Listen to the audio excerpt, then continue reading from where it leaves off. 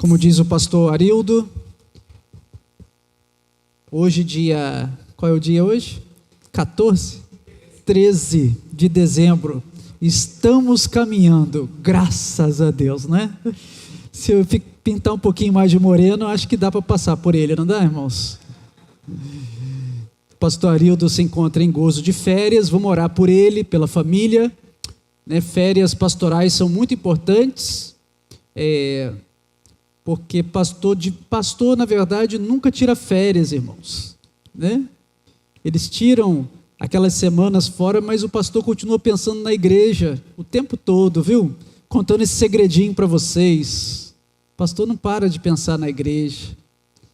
É a responsabilidade, compromisso, aquele peso, né, que Deus mesmo coloca no nosso coração, não deixa a gente tirar férias de forma absoluta, mas a gente tira aqueles dias, vai descansar em Deus, orar, pensar na igreja, pensar no futuro da igreja, e por isso é importante que a gente realmente ore pelos pastores enquanto eles tiram suas férias, e vamos fazer isso pelo pastor Arildo também.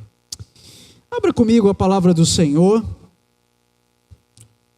Hebreus capítulo 7, versículos 20 a 28, vocês que estão conosco, os irmãos da igreja aqui, os irmãos de Paú também que estão conosco, que estão aqui no templo, e vocês que estão em casa também nos acompanhando, nós entendemos que os dias ainda são difíceis, né? Às vezes a gente sente que não estamos prontos ainda para estar aqui na comunidade, e nós respeitamos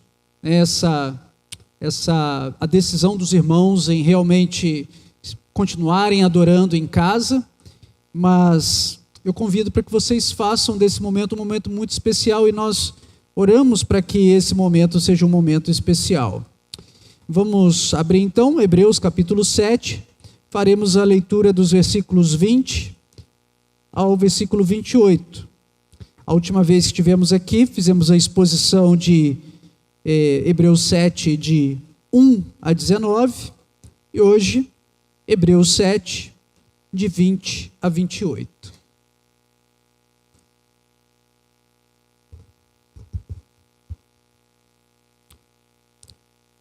Lembrando que no capítulo 7, nós começamos examinando lá quem foi Melquisedeque, como ele apontava para Jesus, o nosso sumo sacerdote.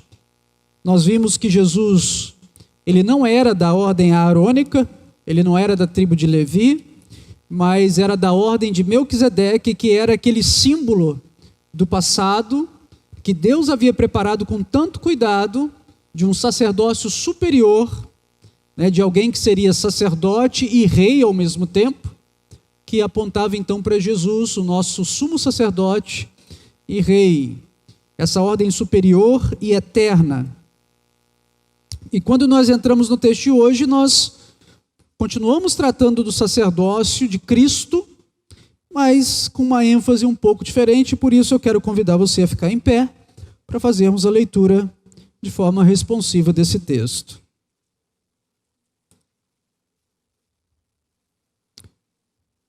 Diz assim a palavra do Senhor: eu lerei os pares e os irmãos os ímpares.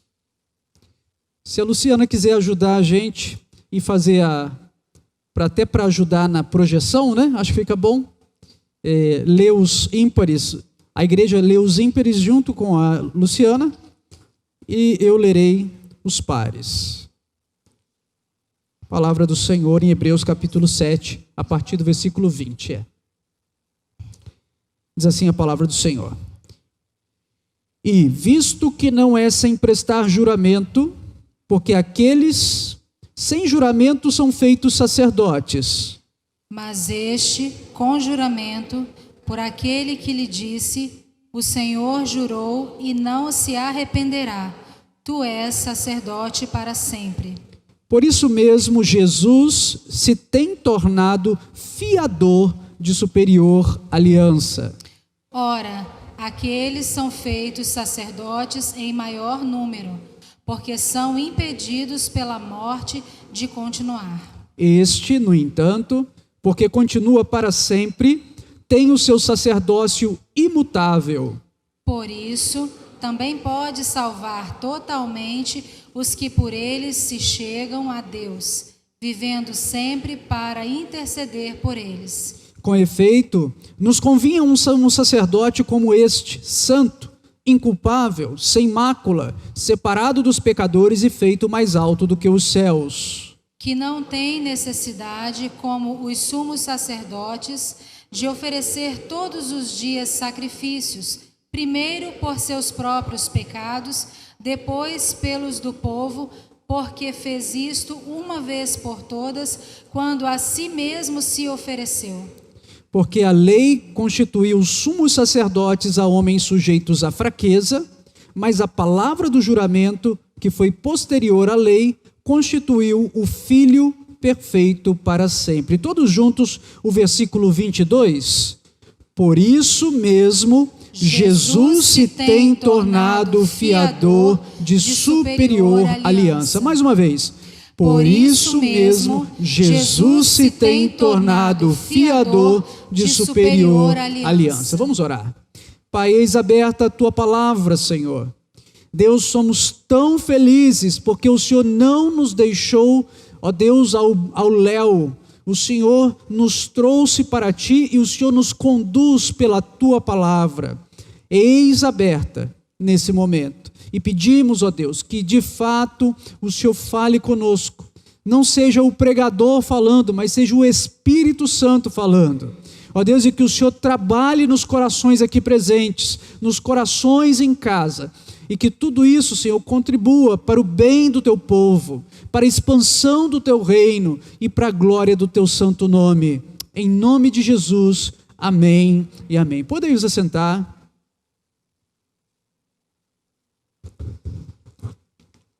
Se você se lembra, no capítulo 7, já havia ali algo de uma transição sendo colocada, a transição para uma nova aliança.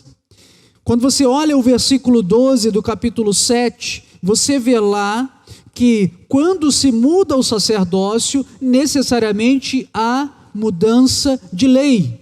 Ou seja, o fato do sacerdócio levítico ter passado, e o texto ali fala sobre isso, e ter dado lugar ao sacerdócio de Jesus, é um indicativo de que houve uma mudança na lei.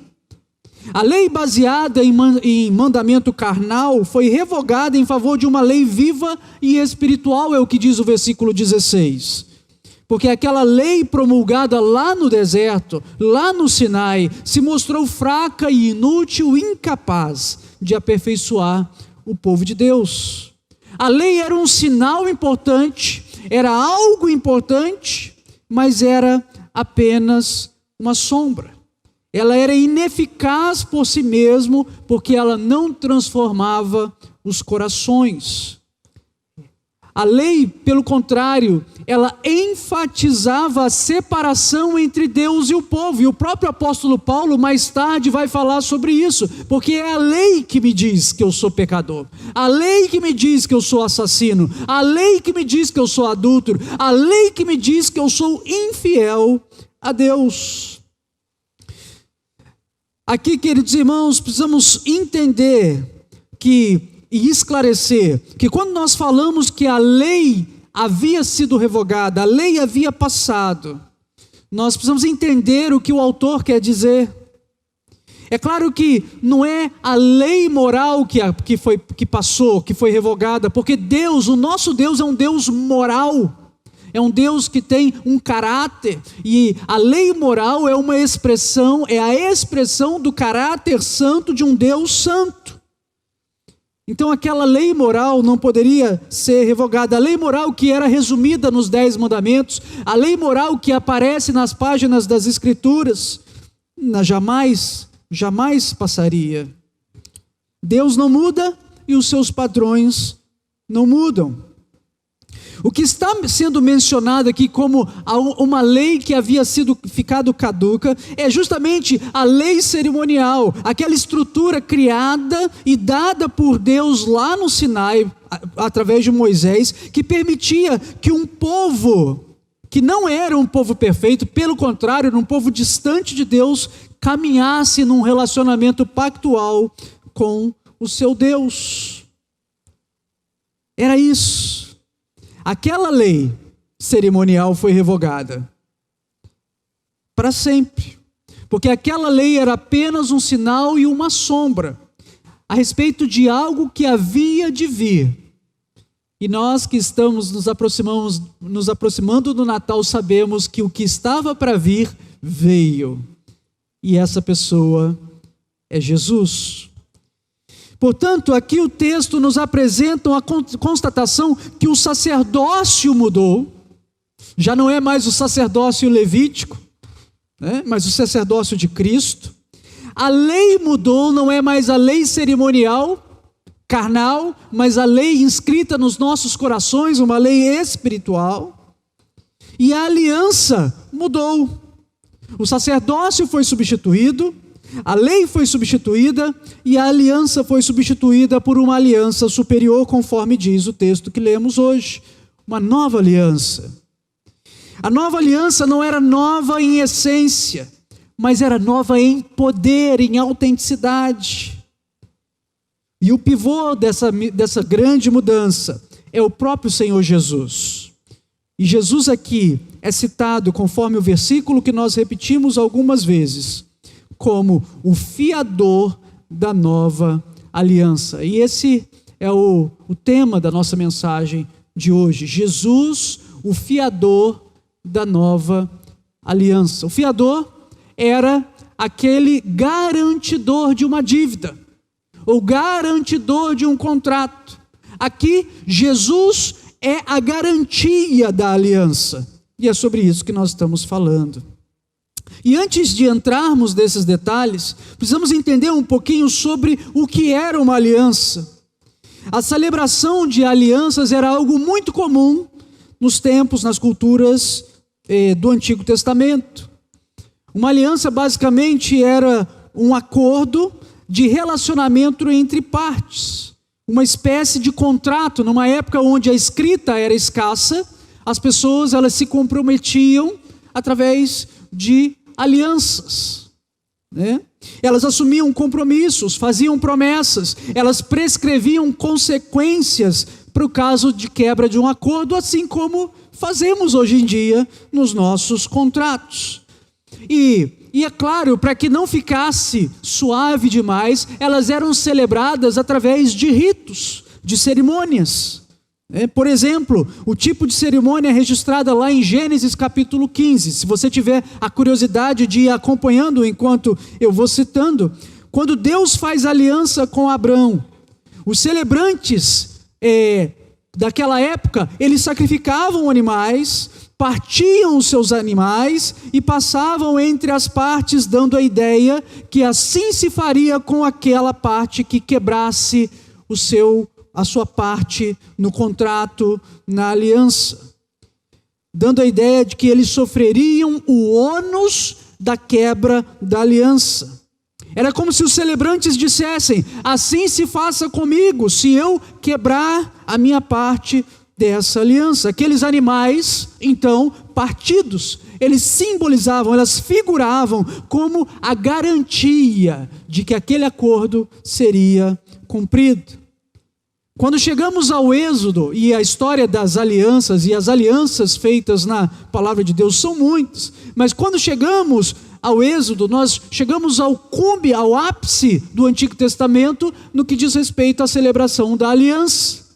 E aqui Deus leva o povo para o deserto do Sinai, chama Moisés até o Monte Sinai e começa a entregar ali a Moisés várias orientações, vários termos, conforme registrado lá em Êxodo capítulo 24. Se você quiser acompanhar a partir do versículo 3, Êxodo 24, nós vemos: veio, pois, Moisés e referiu ao povo todas as palavras do Senhor e todos os estatutos. Então todo o povo respondeu a uma voz e disse: tudo que falou o Senhor, faremos. Moisés escreveu todas as palavras do Senhor, e tendo se levantado pela manhã de madrugada, erigiu um altar ao pé do monte e 12 colunas, segundo as 12 tribos de Israel. E enviou alguns jovens dos filhos de Israel, os quais ofereceram ao Senhor holocaustos e sacrifícios pacíficos de novilhos. Moisés tomou metade do sangue e o pôs em bacias, e a outra metade aspergiu sobre o altar, e tomou o livro da aliança e o leu ao povo. E eles solenemente disseram: tudo o que falou o Senhor faremos e obedeceremos. Então tomou Moisés aquele sangue e o aspergiu sobre o povo e disse: eis aqui o sangue da aliança que o Senhor fez convosco a respeito de todas estas palavras. Percebam que metade do sangue foi aspergido sobre o altar para consagrar aquele momento a Deus, e a metade do sangue foi aspergido sobre o povo. Nesse sentido, então, nós podemos ver o significado, a morte como consequência da quebra da aliança. Mas mais do que a morte como consequência da quebra da aliança, o Senhor indicando que a morte do pecador seria substituída pela morte dos animais sacrificados. E nesse sentido, aqueles animais eram a garantia do acordo celebrado. E aí Moisés apresenta todo o sistema sacrificial, esse mesmo que nós já dissemos nessa noite, que passou com a vinda de Jesus. O fato é que aquele povo era um povo de dura cerviz, um povo desobediente. Eles desobedeceriam a Deus muitas vezes e quebrariam consistentemente a aliança. E a pergunta que fazemos é: como seria possível um relacionamento entre um Deus santo e um povo pecador? Poucas páginas depois, por exemplo, de Êxodo 24, eu acho que eu citei Gênesis 24 por engano, né? Êxodo 24, poucas páginas depois, nós vemos, por exemplo, o povo se dobrando diante daqueles bezerros de ouro, não é verdade? E adorando o bezerro de ouro como tendo sido o bezerro que o tirara do Egito. Quer dizer, Moisés estava recebendo ainda instruções do Senhor no monte, e o Senhor fala com Moisés: olha, desce lá, porque esse teu povo já se corrompeu. Por que aquele povo não foi destruído de imediato naquele momento? Por que o próprio Deus não derramou a sua ira de maneira absoluta? Bem, Ele estava providenciando o tempo todo para que houvesse a possibilidade dele habitar no meio de um povo desobediente. Então, o sistema sacrificial que envolvia um ministério sacerdotal, um sacerdote e sacrifícios oferecidos em substituição à vida dos pecadores, era toda a estrutura criada por Deus para permitir que Ele não destruísse o seu povo e tivesse um relacionamento com o seu povo. Nesse sentido, queridos irmãos, tanto o sacerdote quanto o sacrifício figuravam como garantia, como fiadores daquela aliança. A primeira verdade que eu tenho aqui para compartilhar com os irmãos nessa noite é que Jesus é o fiador da nova aliança, porque Ele é um sacerdote eterno. E nós percebemos que aquela garantia lá do deserto era uma garantia falha, era uma garantia simples demais, não era uma garantia efetiva, suficientemente efetiva. Jesus, pelo contrário, é o sacerdote eterno. E aí o autor de Hebreus, ele passa então a descrever isso. a repetir verdades que nós já mencionamos aqui anteriormente. Ele vai falar, por exemplo, e percebam que o versículo 20 vai falar que Jesus, ele é o fiador da nova aliança, porque ele foi colocado na posição de sacerdote por juramento. Juramento, diferente dos levitas, que não foram colocados naquela posição como juramento. E aí ele cita o texto que fala: o Senhor jurou e não se arrependerá, tu és sacerdote para sempre. Para sempre. A mesma noção que os sacerdotes eram imperfeitos e mortais, vai ser repetida aqui de novo. Nós já falamos sobre isso anteriormente. Os sacerdotes, eles eram mortais, os sacerdotes eram imperfeitos, mas Jesus é perfeito e ele é imortal. O versículo 23 e 24, por exemplo, vai dizer: ora, aqueles que são feitos sacerdotes em maior número, porque são impedidos pela morte de continuar. Este, Jesus, no entanto, porque continua para sempre, tem o seu sacerdócio imutável. Portanto, aqui estamos sendo relembrados dessa realidade de um sacerdote eterno. E o fato de Jesus ser um sacerdote eterno garante a nova aliança. Não aquele sacerdote que apenas trazia uma roupa bonita de perfeição, mas um sacerdote que era perfeito por completo. Não apenas aquele sangue de animais que era oferecido, mas o sangue do próprio Filho de Deus, santo, impecável, oferecido. Ele era o sacerdote eterno, continua sendo. O que o autor está fazendo aqui, à primeira vista, parece que é uma repetição de coisas que ele já falou anteriormente, mas aqui existem coisas novas, aqui existem implicações novas, existem termos aqui de um sacerdote oficiando ao nosso favor, e isso está lá no versículo 25, por isso também pode, falando de Jesus, pode salvar totalmente os que por ele se chegam a Deus, vivendo sempre para interceder por eles. Irmãos, percebam aqui as palavras salvar totalmente e interceder continuamente, porque essas duas expressões caminham muito juntos e elas são implicações da eternidade do sacerdócio de Cristo. Do que estamos sendo salvos aqui? Nós estamos sendo salvos nada mais, nada menos do que do próprio Deus. Especificamente, nós estamos sendo salvos da ira de Deus. Esta não é uma mensagem que o nosso mundo gosta de falar. O nosso mundo não suporta ouvir dizer que Deus é um Deus que se ira. Aqui existe uma certa confusão, porque nós assumimos que a ira é por natureza cruel e pecadora, e essa não é a maneira correta de olhar para a ira de Deus. A ira de Deus é santa, mas a ira de Deus é a resposta de Deus, de um Deus santo, diante de um pecado que o ofende, que ofende a santidade de Deus.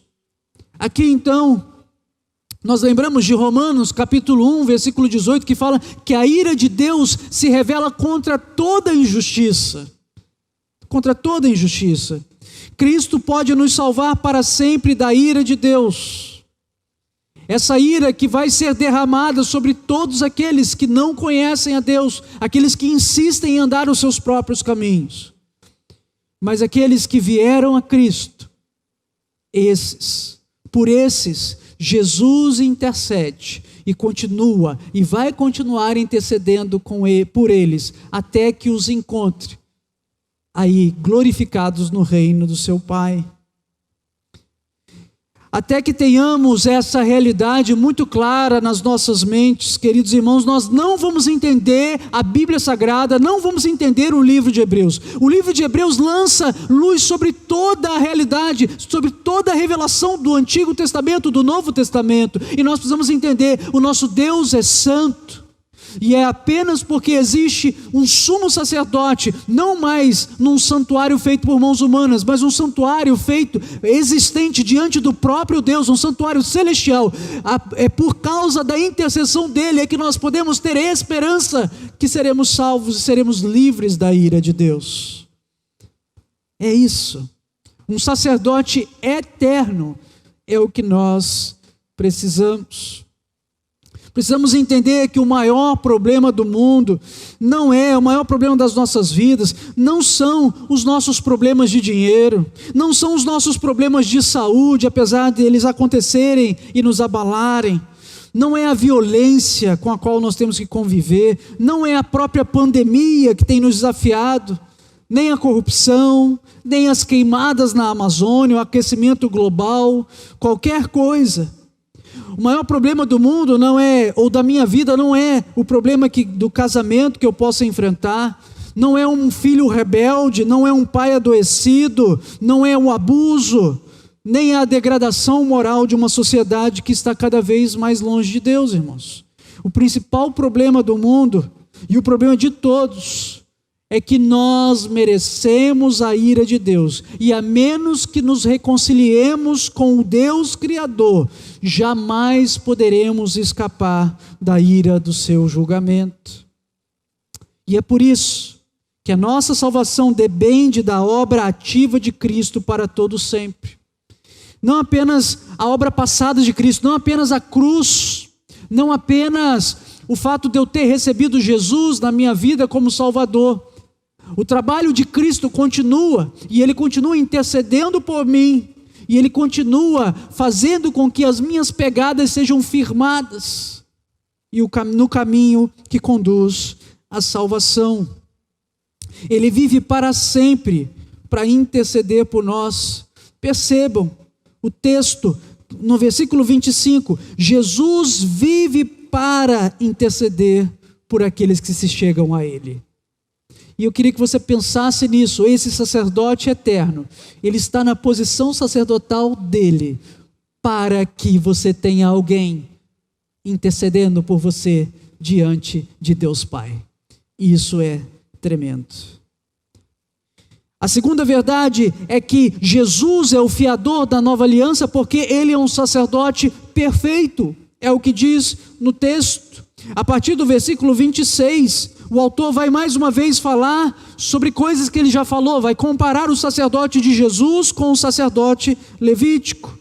Com efeito, nos convinha um sumo sacerdote como este Jesus, santo, inculpável, sem mácula, separado dos pecadores e feito mais alto do que os céus, que não tem necessidade, como os sumos sacerdotes, de oferecer todos os dias sacrifícios, primeiro por seus próprios pecados e depois pelo povo. Versículo 26 e 27.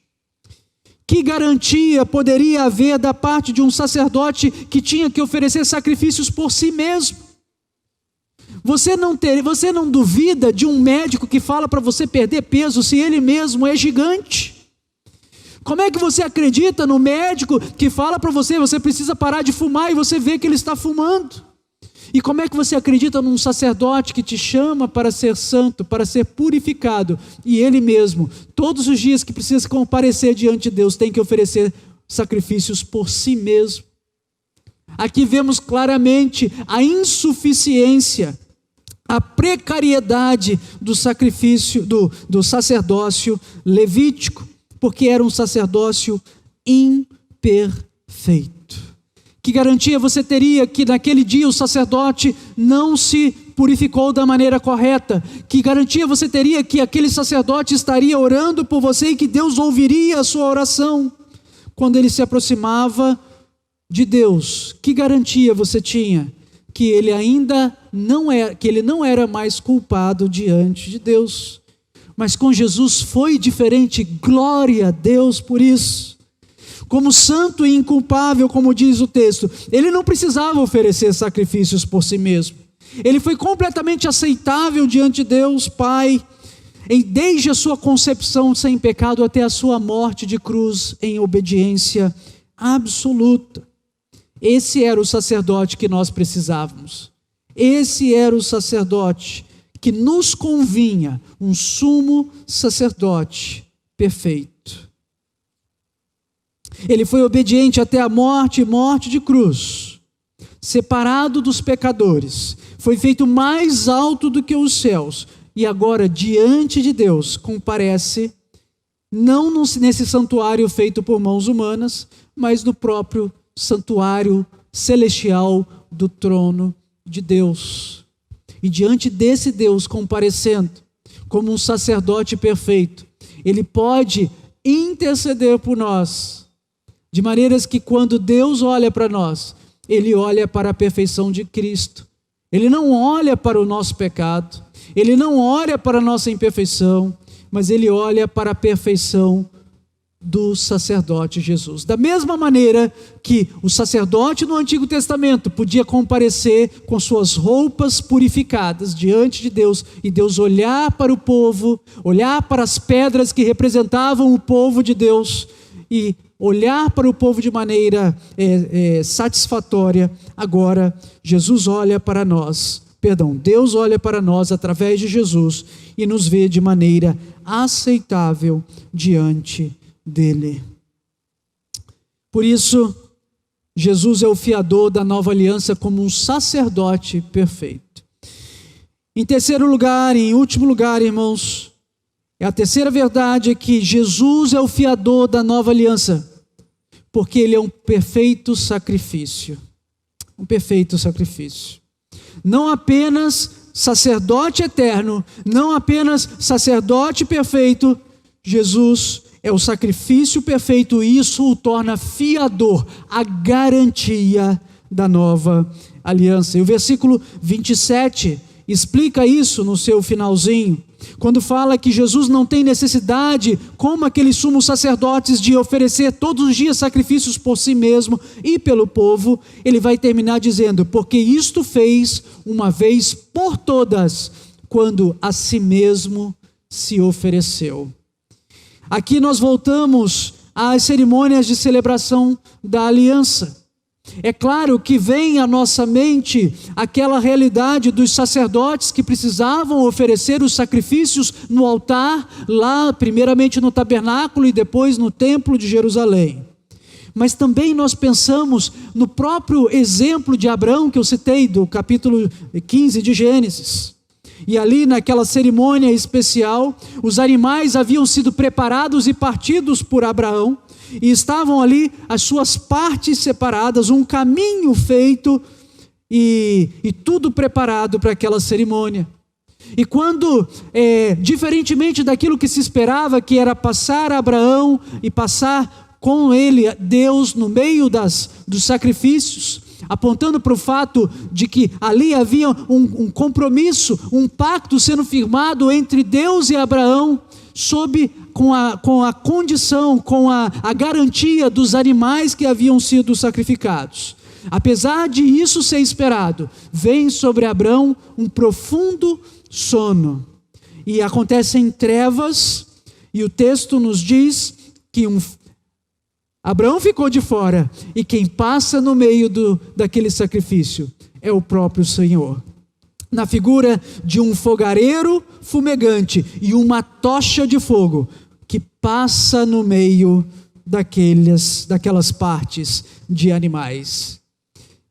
Aqui, queridos irmãos, um significado que nos salta aos olhos: é Deus e não Abraão que assume o ônus pela quebra da aliança, indicando que o próprio Filho de Deus, no tempo oportuno, iria assumir a responsabilidade pela nossa infração aos termos da aliança entre nós e o nosso Deus. Como sacrifício sem mácula, sem defeito, vemos Deus Filho levando sobre si a nossa iniquidade. Então, queridos irmãos, Jesus é o fiador da nova aliança, porque Ele é o sacrifício perfeito, capaz de aplacar a ira de Deus contra o pecado que nós carregamos até hoje. Mesmo tendo sido purificados, mesmo tendo tido um encontro com o Senhor, nós só estamos aqui porque a ira de Deus é aplacada pelo sacrifício de Jesus no nosso lugar. Eu quero concluir com a expressão, mais uma vez, do versículo 25. Por isso também pode salvar totalmente os que por ele se chegam a Deus, vivendo sempre para interceder por eles. E a expressão que eu quero enfatizar nesse momento é aqueles que se chegam a Deus. Queridos, temos Jesus como fiador de uma nova aliança. Mas essa aliança ela só é firmada com aqueles que se chegam a Deus. Com aqueles que se entregam completamente, sem reservas, diante de Deus, para fazerem as coisas da forma de Deus. E fazer as coisas da forma de Deus significa se achegar a Deus em arrependimento e reconhecer o sacrifício de Jesus no seu lugar. E esse é o convite que o próprio Senhor Jesus nos faz, que Deus Pai nos faz. Venha. Venha. Estamos nos aproximando do Natal e com certeza esse Natal será muito diferente. Aqui em casa, pelo menos, nós estávamos com a família de Goiás preparada para vir, com passagem comprada, casa alugada em Guarapari, íamos nos reunir lá, ia ser bênção, matar saudade. E ontem, por causa desse aumento, das contaminações, nós explicamos como que estava a situação e eles tomaram a decisão de desistir. E que na verdade, uma coisa que as autoridades têm sugerido, adiem aquele grande agrupamento familiar do Natal, façam diferente. É claro que todo mundo sabe onde o calo aperta, Tem gente que vai precisar estar junto. Mas com certeza teremos um Natal com muito menos presentes, muito menos ajuntamento, muito menos festa, porque é preciso.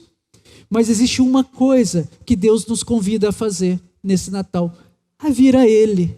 E quem sabe não é justamente o que nós precisávamos de uma pandemia, para que ao invés de fôssemos tomados pelo frenesi das compras e das luzes de Natal e das ceias, fôssemos convidados simplesmente com nossa família comparecer diante do nosso Senhor, diante do nosso Salvador, diante da garantia da aliança que nós temos com Deus. Esse é um convite. É algo tremendo saber que Deus nos enviou aquele que tem poder para nos salvar totalmente, como diz esse versículo. Nada vai ficar faltando para mim e para você, porque Jesus tem poder para nos salvar de maneira absoluta e completa.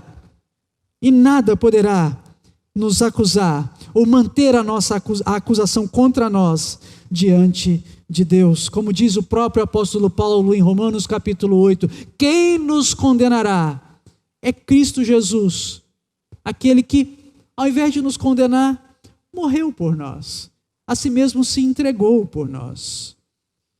E agora, Deus nos chama para sermos daqueles que se chegam a Ele para serem salvos. Que coisa maravilhosa é saber que o próprio Deus nos convida a vir a Ele.